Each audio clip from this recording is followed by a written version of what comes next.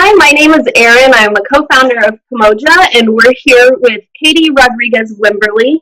Katy, if you wouldn't mind introducing yourself, please.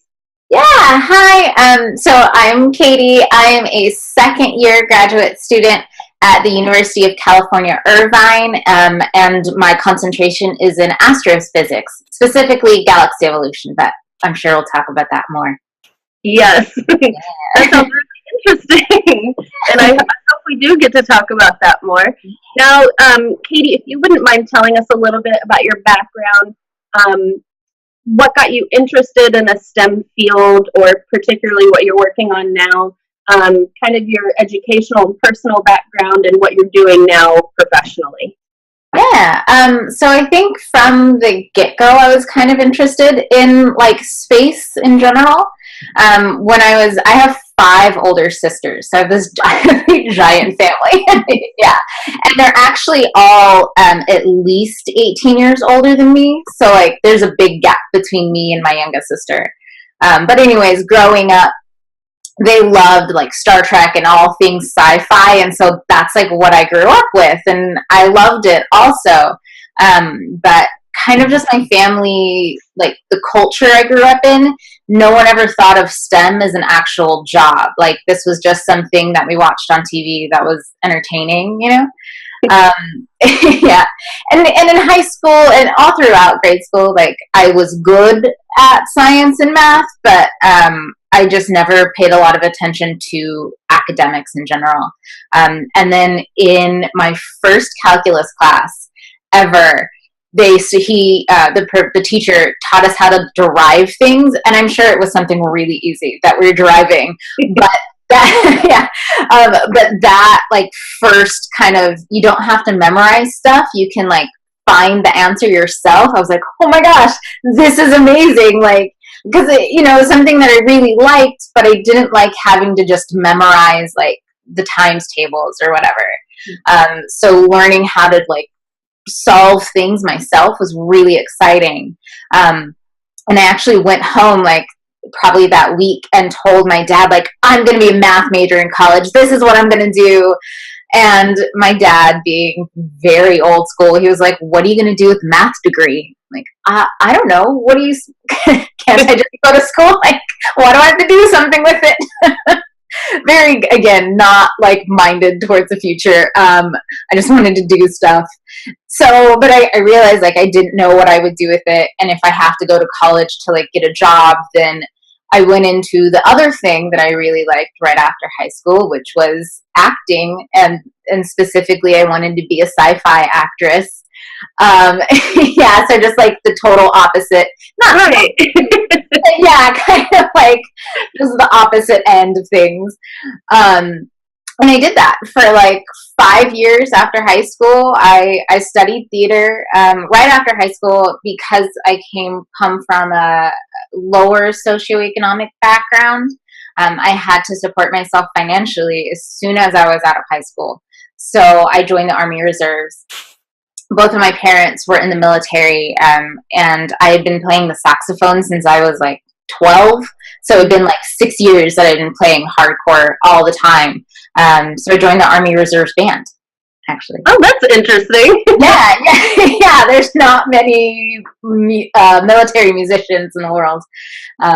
Yeah. And it was really fun. Like, being in the reserves, I got to do 1 week in a month, and then the rest of the time I was doing theater classes. So everything was like, happy and easy, and it was fun, but I wasn't challenged.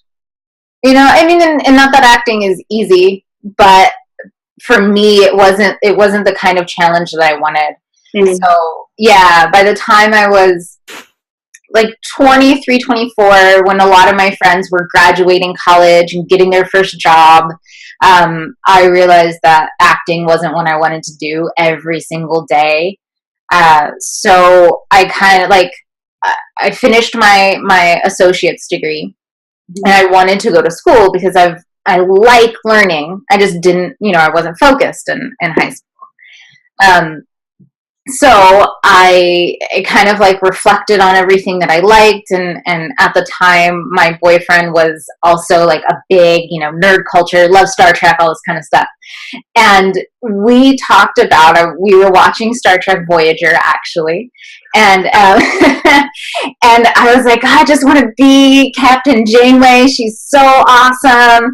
And he was telling me, like, that's a job, research is a thing, right? I'm like, what are you talking about? That's not, yeah, like, no, who does that? Like, what do you do? Like, people do that in real life? Okay. Yeah, exactly. Yeah, I'm like, what? And so I start like looking, just internet's amazing, Googling things. And I realized that it is a job, and it's like, this really awesome job where you just get to do science every day. So that's what I went back to school for. So I got my bachelor's at Cal State Long Beach in physics, because most programs don't have like just astronomy majors. You kind of do physics and astronomy together often. And Cal State Long Beach was close. My sisters had gone there. So I was like, oh, this is perfect. I'll just do this thing. And that was rough. Going from like theater, where I'm just kind of, memorizing stuff and having fun. Right. Yeah, math every single day. Like, it's awesome. Yeah, it's rough. It sounds scary to me, but I was never really mathematically inclined or awesome at it. It was always a challenge for me. So, but I always find that people like you who math and science come easy to them, and they're passionate about it and they really enjoy it. I'm not like that. I'm much more inclined on the like artistic, awesome in English. But I find people are weighted on one or the other, typically. Yeah, yeah. You kind of run the whole spectrum, though, it sounds like. Yeah. So my husband is actually, he's very, very artistic. He's an artist. He's an animator. And it's funny because we'll sit and talk about, like, the ways that we're creative, and he can just make stuff up out of like nothing. Like, that's amazing. Like, I can't do that at all, but I can kind of do it with math now, where I'm like, oh, we'll just do this thing. I can solve that problem. So yeah, there's definitely a balance, but it's this funny, like, there's a lot of creativity in math once you like get past memorizing timetables and stuff.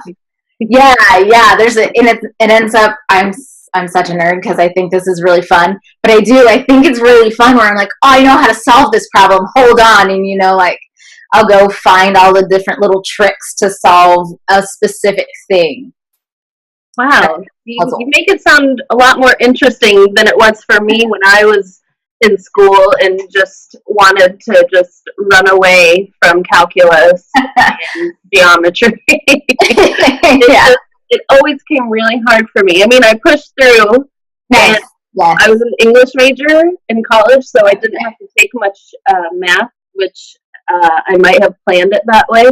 But yeah, so when you got into school, did you know, you knew you were interested in astronomy, but you really know then, here's the trajectory I want to take, or like, here's what I'm working toward? Or you just say, like, I'm really interested in this stuff and I want to know more? That's basically what I did. Like, I knew I wanted to do astronomy, but I went into the physics program because of the research I had done. Like, getting a physics degree is an amazing background for astronomy since they're so closely related. So I did that, and I was like, no one in my family has a doctorate. So doing this was kind of like, well, it would be awesome to go to grad school, but I have no idea.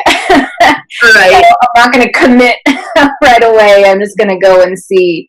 But my professors were so awesome. And in my very first physics class, the first quarter I was at Cal State Long Beach, the professor stood up, and it was just like one of these kind of 100 level classes. So there's about 150 of us in the class.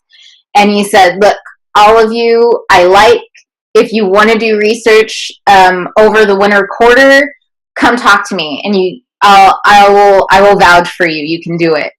And so I did. Like, I don't think I'd ever talked to him before because I'm very like quiet in class. And so I asked if I could, and he said, yeah. And then literally like 2 or 3 weeks later, I was doing research with like the department chair. It was, yeah, yeah. It was not intimidating at all. I know, right? Yeah, I was like, okay, this will be fun. Wow. Yeah. So do you think, did he kind of act as like a mentor for you to kind of nail down, I guess, what you wanted to do, or at least help guide you a little bit? Yeah. Research, and then maybe learning from there more of what's out there. Yeah. So when I was talking to him, you know, and I talked to him about like how I was interested in astronomy, but that I did want to explore other areas of physics, because I really had, you know, this is my first time taking a physics class ever. Or I had taken one before, but it was a different kind of, this was like a first major class, I guess. So he was helpful. I'm like, okay, yeah, we'll set you up with so the department chair was doing kind of medical research, medical physics. So I was helping to create an app for people who are learning people who are hard of hearing and learning how to speak kind of like in public. So it was he was like, this is good, it's hands-on, it's short, you can get kind of a taste of what's going on, and then figure out from there, you know, if you want to follow that path or not. But he was really helpful, and the department chair was, she's an amazing woman. I still talk to her very frequently. Yeah. And just guiding me, and like, I kind of want to do this, but I don't know. And she's like, no, you can do it. Let's just go do it, you know? So they, at Cal State Long Beach, all of the professors were just really helpful and like kind of guiding me and saying like, if you want to do it, just try it. Just do it. Yeah. That's really good advice. I think some people get really intimidated or think like, I don't know anyone, or, you know, like you said, you have a big family, and that STEM fields weren't really something, at least that your parents were really cool about it. Yeah. But to have someone say like, just try it, just learn about it, I think that's really important, especially for women in STEM, that I still feel like they aren't always encouraged to pursue things. And to have a mentor or just someone kind of on your team saying, just do it, just find out, you know, learn about it. Like you said, the internet's a great resource too. Yeah. Have you found, did you actually get a lot of support from your family once they figured out, okay, this is her passion, this is what she wants to do? Because it sounds like they're kind of on the fence at first because maybe it wasn't totally practical to them. Yeah, kind of. So one of my sisters, who actually became a designer, which she was in the same situation where the family was like, what, you're going to do what? Like, why don't you just go do this thing? But she, you know, powered through and is successful, like owns her own business. And really awesome stuff. So she became my like champion of like, no, you can do this and just figure it out. And the rest of my family, they were supportive, but they didn't really know what was going on. Like, in some sense, I feel like my parents don't even know now that like, I'm not paying for grad school. Like, this is my job. I don't think they fully grasped that, you know, what is going on is what's going on. But they were happy that I was going back to school. They were happy that, you know, at first I was working full time while I was in school. And that's rough. But I applied for, again, through encouragement from the faculty at Long Beach, I applied for a couple fellowships and I got them. So when my family realized, like, oh, you're getting money to do this thing, they were really they were like supportive, but very happy that like I was figuring out how to do what I wanted to do. Right. Yeah. How do you explain to people what you're researching or what you're working on? Because I think sometimes there's a lot of scientific jargon. Read the words, but not maybe necessarily understand what they mean or how they might relate to us everyday people. How do you explain what you do? Yes. So how I explain what I do. Well, so in at least the astrophysics that I work on, like I was saying, it's galaxy evolution. And at some point I realized that maybe most people don't even realize like that galaxies evolve. And evolution is a weird way to talk about it anyways, because I think when most people think about evolution, they think of like how, life came from bacteria. And in galaxy evolution, we're really just talking about how the Big Bang, which was like, a bunch of little stuff that we don't really know what it was, became the galaxies that we see today.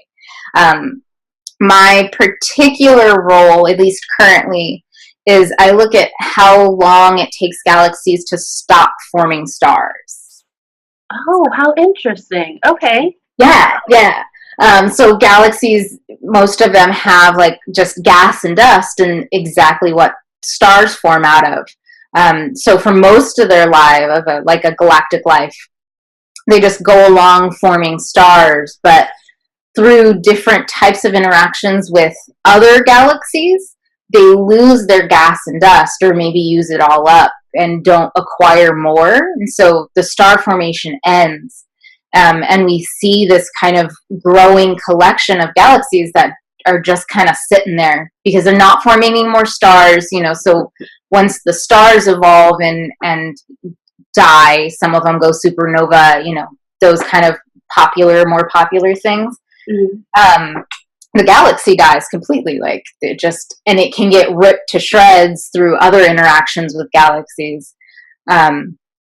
So what I do is really focus in on how long it takes, because once we know how long it takes, it's kind of like forensics. Once we know how long it takes galaxies to stop forming stars, we can maybe talk about what mechanisms made them stop forming stars. Like, did it pass through this like hot halo of gas and get all of its like fuel stripped away?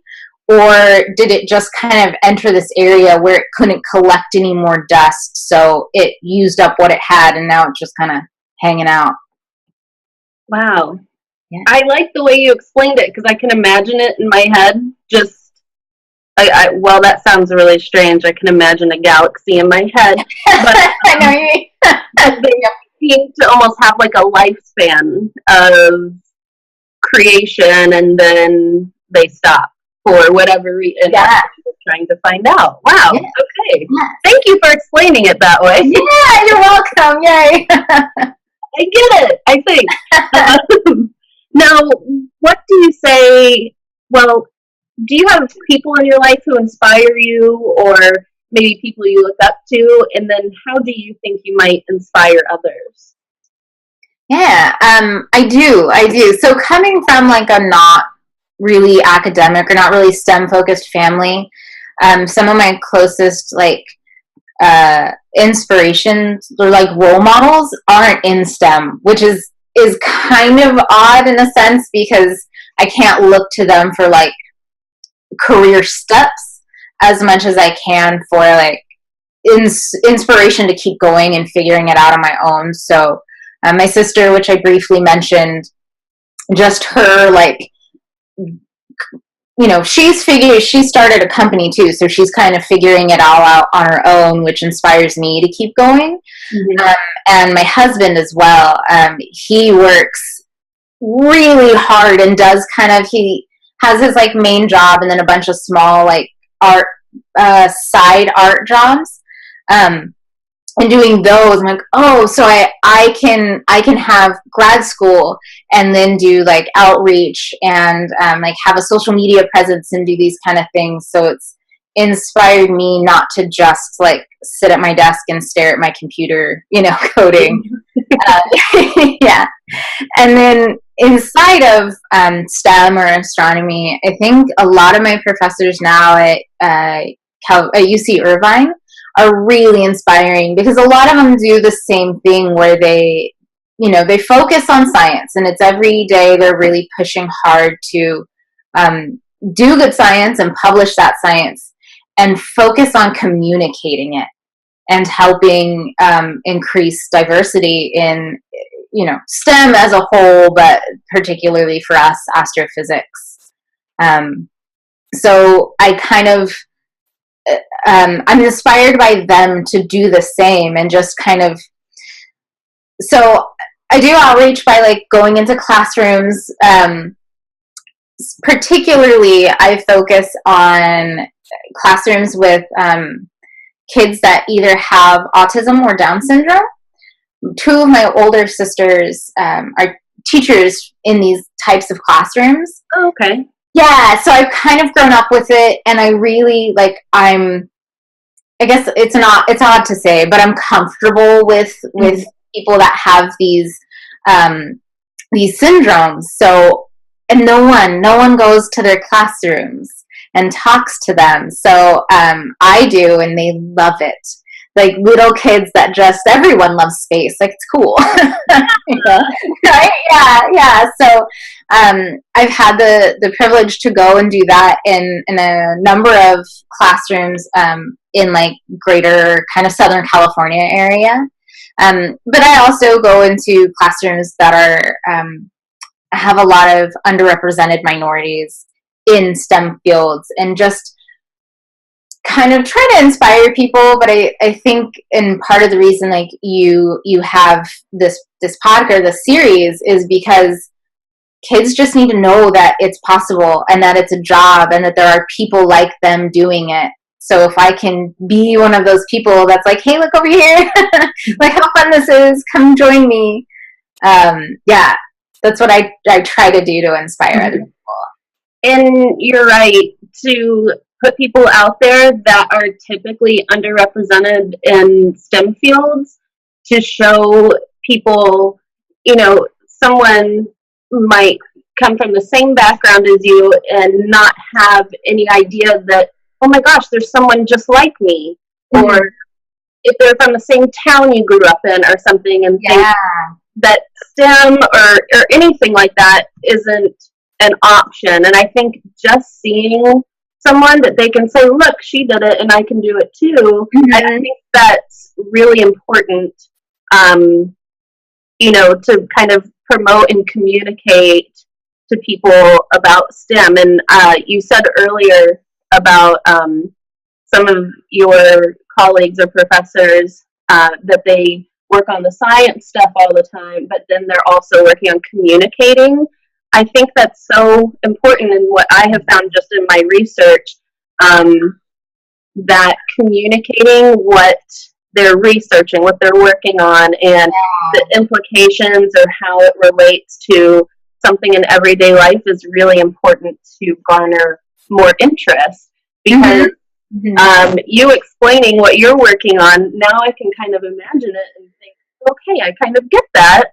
That makes me more interested. And I think if people doing research, what have you, are really out there, be it social media or with this, and just kind of putting it in basic terms, I really hope that people will become more interested, or think like, oh, I understand what she's talking about. Maybe I should look into this more, So, right, that's what we're really trying to promote, is people who are traditionally underrepresented in STEM, to have those visuals, those role models that they can look at and say, wow, they accomplished all this. There's nothing to keep me from doing it. Yeah. So we really appreciate that. And that I know that you're really aware of that too. So Yeah, thank you. Yeah, thank you. What would like a presentation be like, or what do you kind of get them interested in learning about? Yeah, so I kind of focus on the solar system actually.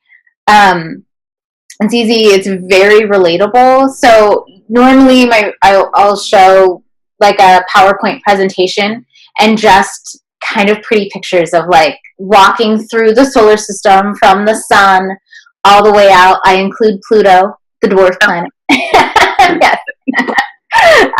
But walking all the way out to like Pluto and the Kuiper Belt, and just talking about the things that are going on. So like showing them the Mars Curiosity rover, and like I think NASA did a really good job with kind of making Curiosity personable, like giving Curiosity this personality that every kid's loves.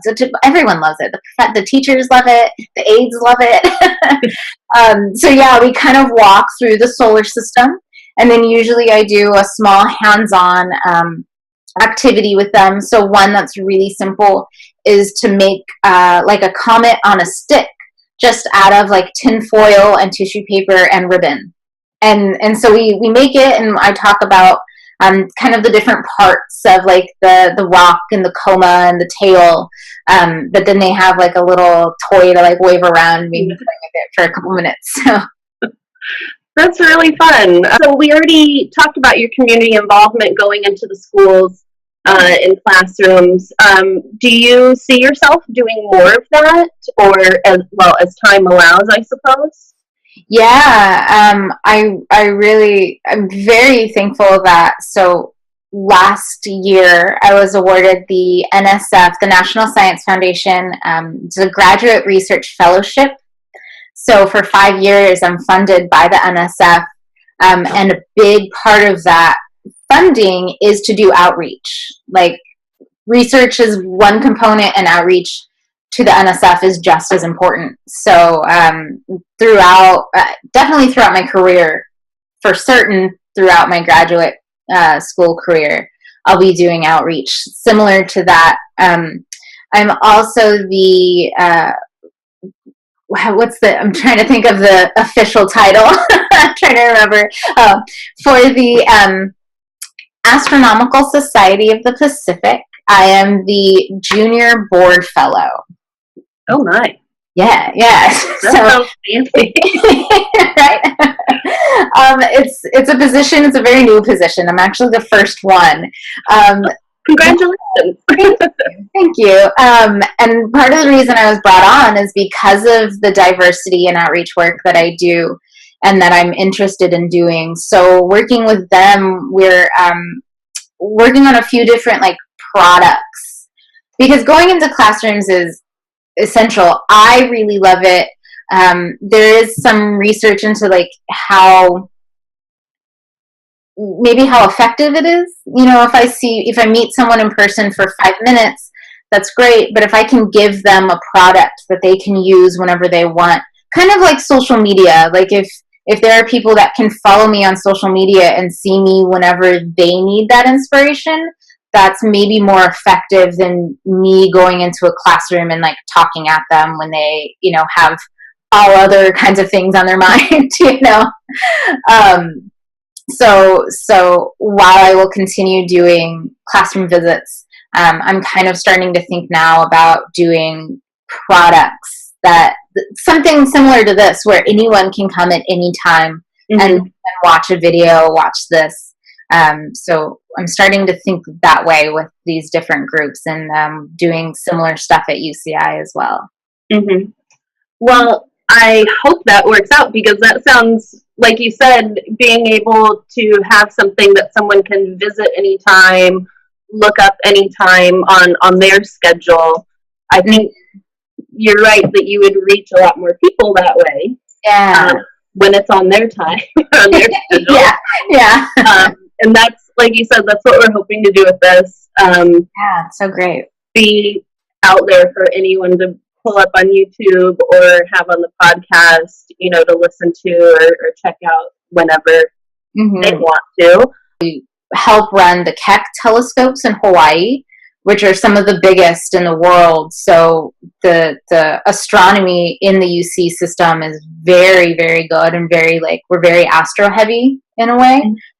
So this bridge program takes underrepresented minorities and helps them bridge that gap between undergrad and grad school, especially for people who don't know what they're doing. CalBridge is kind of built off of, so the American Physical Society, which is the physics kind of big group in America, they have a bridge program that'll take from master's, they help you through a master's program. So they'll take undergraduates, put them through a master's, and then help bridge them into PhD programs. I think we'll start seeing more things like that in the future, more promotion for underrepresented people to get into STEM fields. Do you see that happening at all, or maybe not so much yet?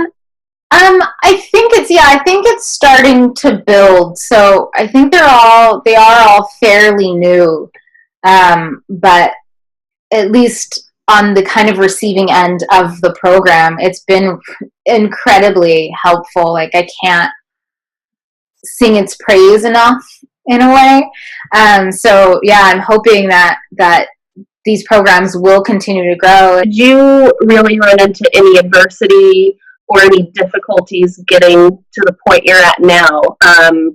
Anyone telling you, why are you doing this, or you should be doing something else?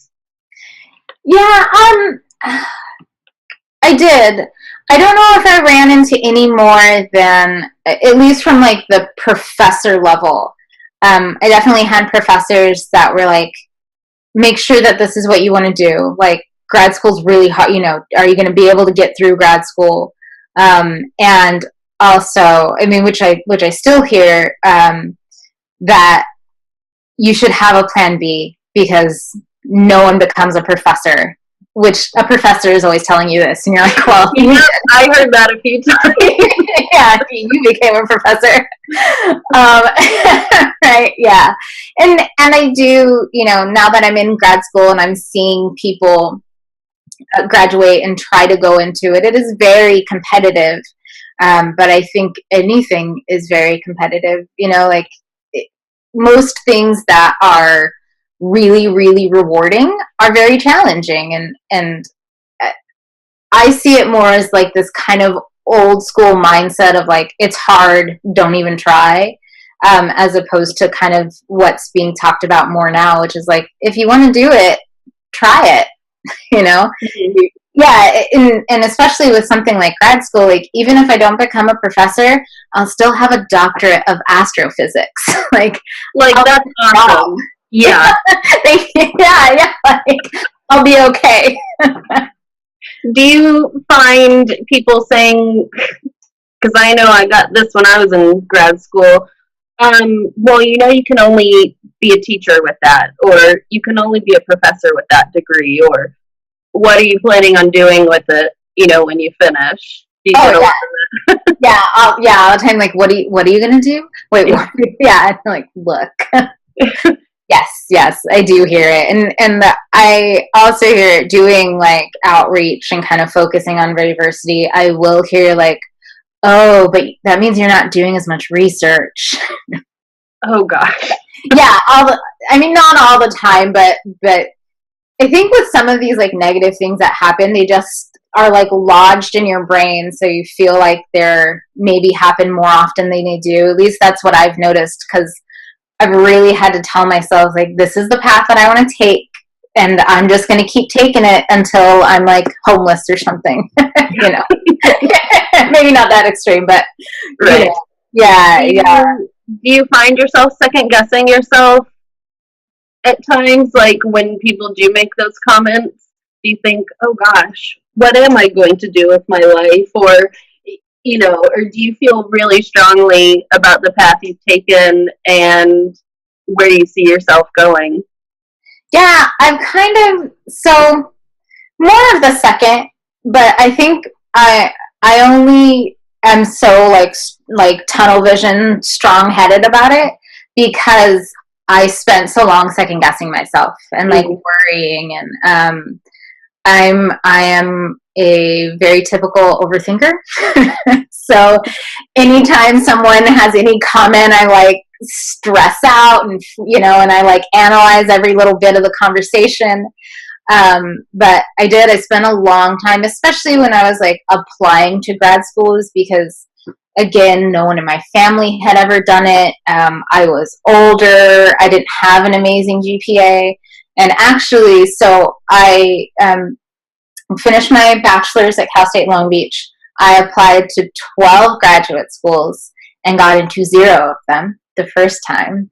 Oh, man. Yeah.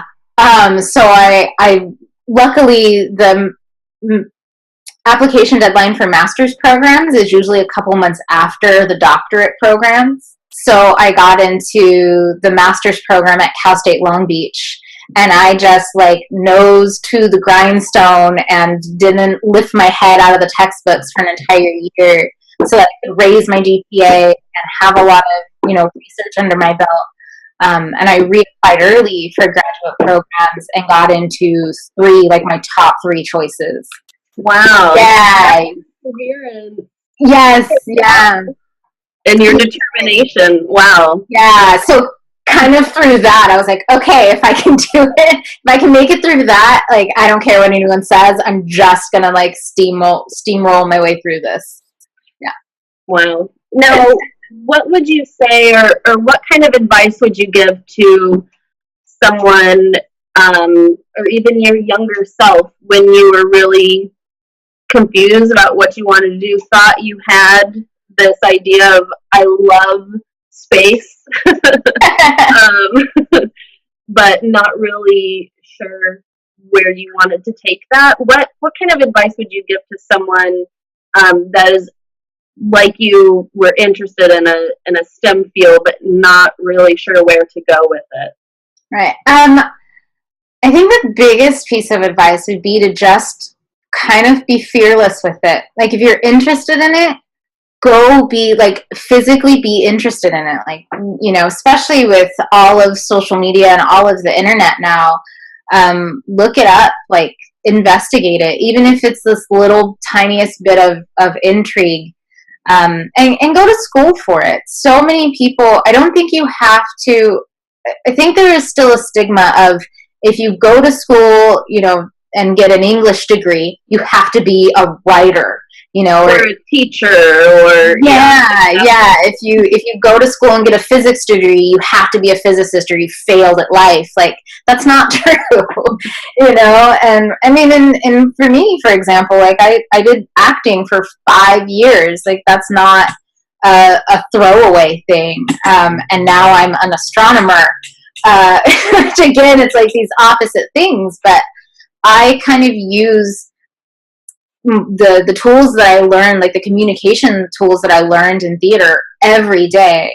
And, obviously in things like this, like talking and communicating science, but also just in talking to scientists, like, we are kind of stereotypically not great people persons, So having these kind of skills that I learned in theater really helped me even in doing research. So it's my advice is that if it's something you're interested in, just go for it, because you can always you can get to the end of the road, or to a point where you're like, well, maybe this isn't what I thought it was, and just go a different direction. Like, it's okay, Mm-hmm. And there is, I think a lot of people worry about funding and jobs afterwards and this kind of stuff, and especially in the STEM fields, there's money. Like, there is, even in astrophysics. So in some STEM fields, like condensed matter, where they're like, a lot of people who work in condensed matter work on batteries. So obviously there's a lot of money to make better batteries. Right. And there's not a lot of money to understand galaxies. Like, it's cool, right? Yeah, like, it's really awesome. Really cool. Yeah. And I think it does affect the day to day, in maybe it's not as tangible as like a battery, but there's still funding. And you will also hear that like NASA's not funded enough, which they're not. But you know, there's still enough money there. If you, like, kind of like if there's a will, you can find the way. Mm-hmm. Yeah. Wow. Well, thank you for putting it that way. How can people reach out to you on social media? What would you recommend, or how would you recommend they contact you? Are you more active on Twitter, Instagram, Facebook? What would you say? Yeah. So I think I'm most active on Instagram and Facebook. Twitter, I mean, I check all three every day. I won't kid. I'm on all three. But I use Instagram and Facebook the most. So I have a Facebook page called Astronomouse. Yeah, and I can spell. I saw that as your Twitter handle as well, I think. Yes, I am across all platforms, not Snapchat, but across Facebook, Instagram, and Twitter. I'm Astronomouse. On Twitter, there's an underscore at the end because someone took the name. I know. I was... Well, we'll make sure to include those below the video too, so people can reach out to you. Yeah. I think this was fantastic. I've learned so much about you and what you do. Do you want to leave us with anything, or have any closing remarks for us? I guess any of my closing remarks would be just, if for the audience that's watching, if you're interested in STEM, like, go for it. And and really to take advantage of the social media thing. So I use Twitter kind of professionally more. So I like try to talk more science and talk to other astronomers. Instagram, I get so much inspiration from women in STEM on Instagram, just kind of showing what the day-to-day is, and seeing that. So for me, like with Instagram, I see other women like taking a break, and I'm like, oh, it is okay. Right? That is a good thing to do. Okay, I can do that.